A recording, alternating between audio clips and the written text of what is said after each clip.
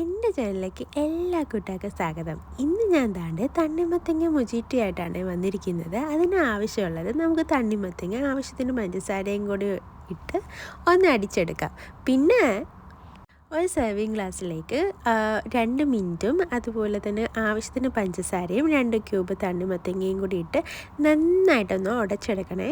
അപ്പോൾ എൻ്റെ ചാനലിലേക്ക് നിങ്ങൾ ആദ്യമായിട്ടാണെന്നുണ്ടെങ്കിൽ സബ്സ്ക്രൈബ് ചെയ്യാൻ മറക്കല്ലേ. അതോടൊപ്പം വീഡിയോ ഇഷ്ടമാണെന്നുണ്ടെങ്കിൽ ലൈക്കും ഷെയറും ചെയ്യണം കേട്ടോ.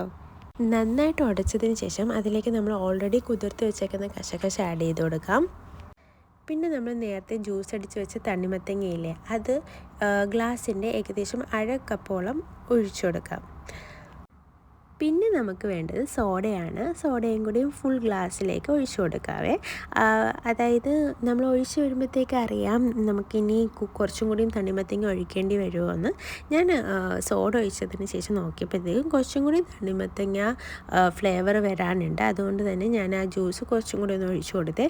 പിന്നെ ഒരു ഭംഗിക്ക് വേണ്ടിയിട്ട് നമുക്ക് മീറ്റിൻ്റെ ലീവും കൂടി ഒന്ന് ഗാർണിഷ് ചെയ്ത് കൊടുക്കാം. എന്നിട്ട് നമുക്ക് സെർവ് ചെയ്യാം കേട്ടോ. ആ ഗ്യാസ് പോകുന്നതിന് മുന്നേ തന്നെ നമുക്ക് കുടിക്കാവുന്നതാണ്.